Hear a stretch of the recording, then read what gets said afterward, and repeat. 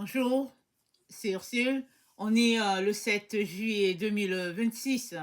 Alors, je viens parler de la grande tribulation.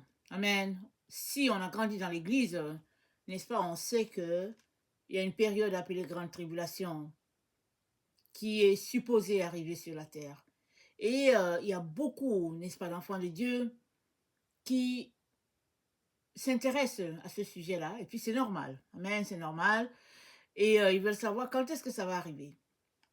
Alors, il faut d'abord savoir que dans chaque étape, dans chaque époque dans la vie, il y a eu des périodes de tribulation. Si on regarde un peu l'histoire au Moyen Âge, il y a eu des périodes où des gens, les peuples ont péri. Et puis c'était difficile. Alors, la période appelée Grande Tribulation est rattachée aux événements prophétisés par Daniel et puis aussi les événements de la fin des temps. Et on ne peut pas savoir exactement c'est quand parce que c'est rattaché à, aux événements de la fin. Mais les événements de la fin ne se déroulent pas sur un temps limité. Là. La fin a été annoncée par Jésus-Christ quand il était sur la terre. Et quand Jésus-Christ est parti, les disciples ont commencé à dire, on est dans le temps de la fin. Et puis ça fait 21 siècles. Je ne suis pas en train de dire que ça va encore durer 21 siècles. C'est pas ça que je suis en train de dire. Je suis en train de dire que c'est un événement qui s'étend sur une période de temps. Et les événements arrivent selon ce que Dieu a prophétisé et selon ce que Dieu a programmé. Alors, il est donc très important de concentrer sa relation sur ce que Jésus-Christ a dit. Il a dit, cherchez premièrement le royaume de Dieu et sa justice, et toutes les autres choses vous seront données. Alors, fais-tu partie du royaume de Dieu? Es-tu un citoyen du ciel? Es-tu compté parmi les enfants de Dieu? Si c'est ça, si tu es compté parmi les enfants de Dieu, alors concentre-toi à aimer ton Dieu, à le connaître, à être intime avec lui. Et pendant que tu prends ce temps avec lui, il va te communiquer ce qui est important pour toi et ta famille et comment tu pourrais, n'est-ce pas, marcher, résister à l'ennemi et survivre dans ces temps dans lesquels nous sommes. Si tu n'as pas encore donné ta vie à Jésus, si tu ne fais pas partie des citoyens du ciel, voici l'occasion de donner ta vie à Jésus aujourd'hui. N'attends pas demain, n'attends pas une autre fois, mais donne-lui ta vie parce que c'est lui qui est le pont entre Dieu et toi. Il est mort pour que tu puisses être réconcilié avec Dieu. Et pour toi, il te suffit de croire. Tu n'as pas besoin de faire quelque chose en particulier. Crois seulement et tu es fait enfant de Dieu. Sur cette base-là.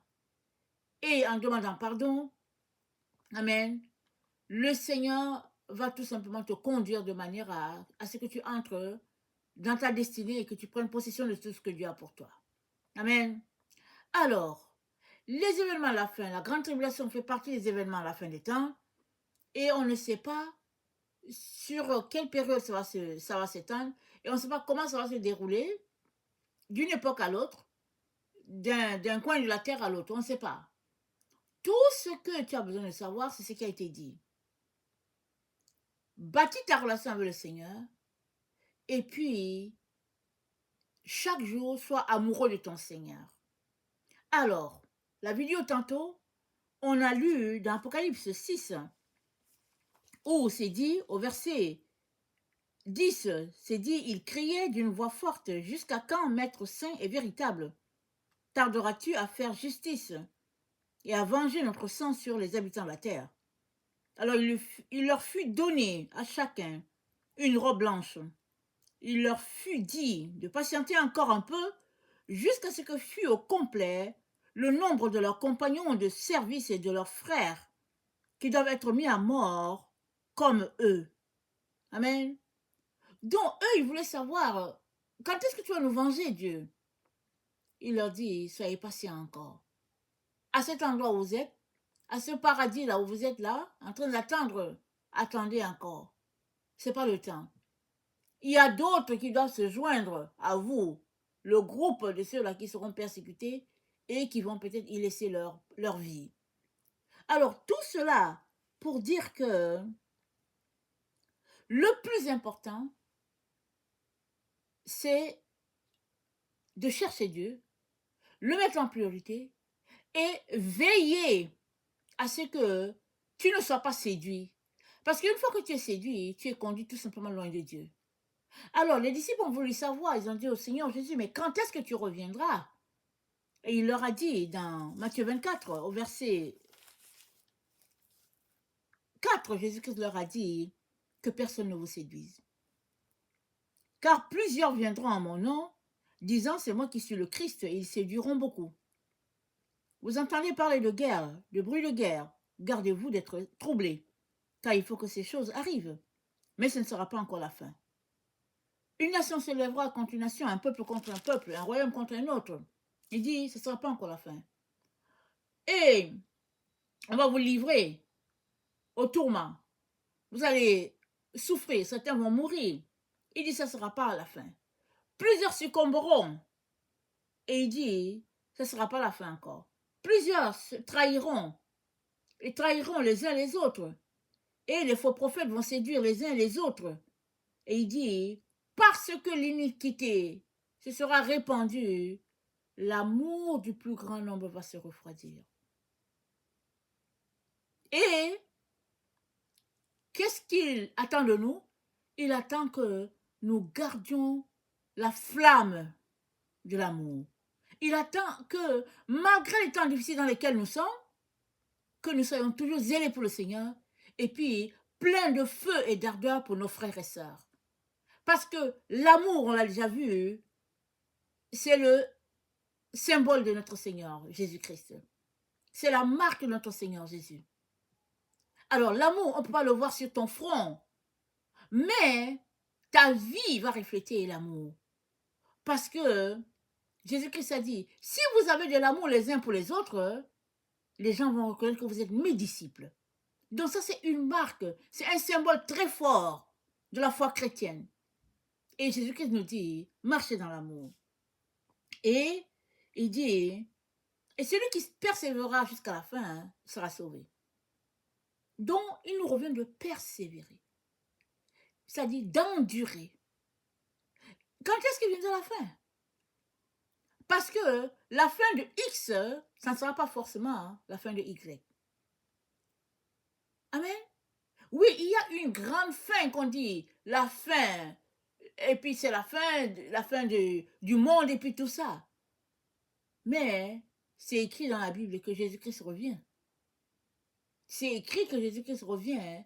Il va établir son règne sur la terre afin que la terre puisse goûter un gouvernement du type de notre Seigneur Jésus.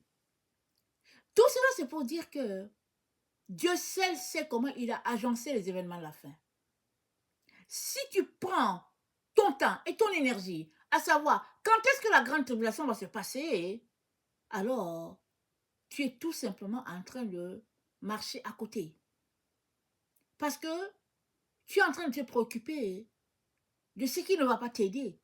Tu ne peux pas savoir quand est-ce que la grande tribulation va venir. Et tu ne connais pas les projets des nations. C'est Dieu seul qui connaît les projets des hommes. Et ce serait tout simplement manquer de sagesse de passer son temps et son énergie à savoir, au fait, qu'est-ce que les gens sont en train de faire? Alors, qu'est-ce qu'ils sont en train de comploter? Non, non. Le Seigneur nous dit de prier pour tous les hommes, y compris pour tous les leaders sur la terre. Parce que le Seigneur aimerait que tous soient sauvés. N'oublions pas, le roi Nebuchadnezzar était un roi païen. Mais avant qu'il ne meure, il a donné sa vie à Dieu. Et il a dit à tout le monde que c'est le Dieu de Shadrach, Meshach et Abednego qui est le vrai Dieu. Alors tout cela pour dire que ne gardons pas notre focus au mauvais endroit. Le bon endroit où nous devons garder notre focus, c'est de bâtir notre relation avec notre Seigneur. C'est de l'aimer de tout notre cœur, de toute notre force, de toute notre pensée. Amen. Et de toute notre âme. Nous devons aimer le Seigneur et aimer notre prochain comme nous-mêmes. Voilà comment Dieu nous appelle à vivre. Et si nous manquons de quoi, Dieu va pouvoir nos besoins. L'autre truc qui est très important, c'est que il est très, très, très important pour toi de marcher dans le contentement, dans ce temps où nous sommes. Si tu veux tout simplement avoir un type de vie, un style de vie où tu portes juste les habits de marque, où tu veux voyager, où tu veux faire ceci, faire cela, alors il se pourrait que ta vie soit une vie remplie de tristesse. Parce que nul ne prévoit ce qui va arriver. Mais Dieu a dit, je suis avec vous jusqu'à la fin du monde. Dieu va prendre soin de toi. Il va te donner à manger, il va te donner à boire. C'est le problème. Si tu veux manger du filet mignon et qu'à ta disposition, il n'y a que du blé d'Inde ou bien de la sardine en boîte et que tu es mécontent, alors tu vas aller chercher une situation où il te faut à tout prix du steak, du filet mignon, et tu vas te compromettre pour rien. Parce que toutes ces choses-là, elles sont secondaires. Mais la priorité de toutes les priorités, c'est que tu aies donné ton cœur à Jésus et que tu sois en train de marcher dans ce que Dieu a pour toi et que tu sois en train d'accomplir les œuvres que le Seigneur a prévues d'avance pour toi afin que tu puisses les pratiquer. Et ces œuvres-là, comment vas-tu les connaître? Tu les connaîtras si tu marches dans l'intimité avec Dieu. Il va te dire aujourd'hui, mon fils, fais ceci, fais cela. Ma fille, fais ceci, fais cela. Regardons l'exemple de Jésus. Il s'est levé un matin, le Seigneur lui a dit, allez, va en Samarie. Et il est parti. D'habitude, les Israélites, les Juifs, ils ne passent pas dans la Samarie, mais ce jour-là, il a dit aux disciples, on va passer dans la Samarie. Lui, il savait qu'il allait rencontrer la femme samaritaine, il n'a rien dit aux disciples. Parce qu'ils allaient commencer toutes sortes de, de débats en cours de route. Jésus-Christ les envoie chercher à manger dans le village. Pendant qu'ils vont, ils reviennent, ils trouvent Jésus-Christ en train de parler avec une femme. Il dit, mais qu'est-ce qu'il a à parler avec une femme? Amen. Mais Dieu avait envoyé Jésus parler à cette femme-là. Un jour, Jésus-Christ est avec les disciples, il dit, allons-y, prenons le bateau, allons-y de l'autre bord. Ils vont, Jésus-Christ est parti pour délivrer quelqu'un qui vivait dans les sépulcres, l'homme de Gadara. Tout cela, c'est des exemples pour dire que notre vie est faite de programmes établis par Dieu lui-même.